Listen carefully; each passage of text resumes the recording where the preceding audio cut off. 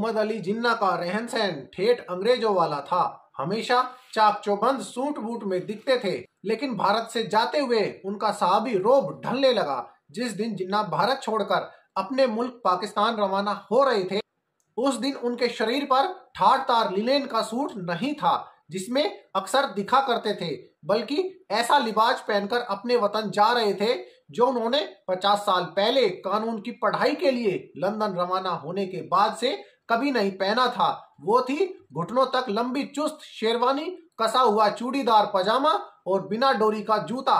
सैयर एहसान नामक एक नौजवान अधिकारी जो हाल तक वायसराय का एडीसी था और अब उनका नया नौसेना का एडीसी नियुक्त हुआ था। जिन्ना के पीछे पीछे वह अफसर DC-3 विमान की सीढ़ियों पर चढ़ा जो कराची की इस ऐतिहासिक यात्रा के लिए वायसराय ने दिया था।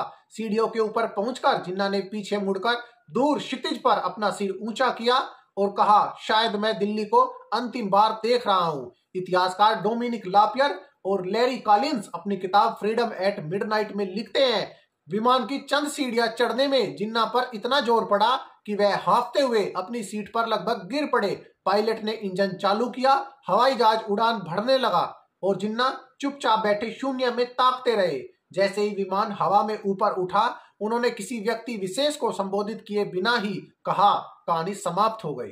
पाकिस्तान रवाना होने से पहले जिन्ना बंबई गए उस कब्र पर अंतिम बार फूल चढ़ाने जिसे वह हमेशा के लिए हिंदुस्तान में छोड़कर जा रहे थे। उस कब्र के नीचे वो औरत दफन थी जिसके लिए जिन्ना सबसे लड़ गए थे, रतनबाई। जिन्ना के मुवक्किल और उनके दोस्त सर दिनशाह पेतित की बेटी थी। दोनों ने परिवार वालों के खिलाफ जाकर शादी की और उनकी उम्र में 24 साल का फासला था।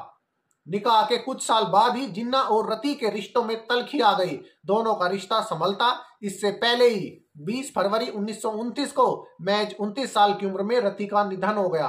डोमिनिक लापियर और लैरी कॉलिंस लिखते हैं कि जब रति को बंबई के कब्रगाह में दफनाया जाने लगा तो जिन्ना रो पड़े। यह पहला मौका था जब जिन्ना को इस तरह सार्वजनिक तौर पर रोते हुए देखा गया। इसके बाद जब वह भारत छोड़कर जाने लगे, उस दिन भी रति की कब्र पर खूब रोए। जिन्ना ने दिल्ली के 10 औरंगजेब रोड के अपने जिस घर में नए मुल्क का सपना देखा था, पाकिस्तान जाते हुए उसे बेचना पड़ा।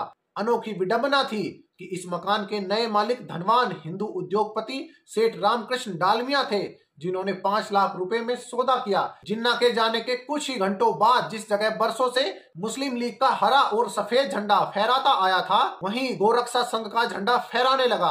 अब आप सभी के इस वीडियो पर क्या विचार है तो कमेंट सेक्शन आप सभी के लिए खुला है। अपने विचार रखिए और जाते जाते वीडियो को लाइक कीजिए और चैनल को सब्सक्राइब जरूर कीजिए।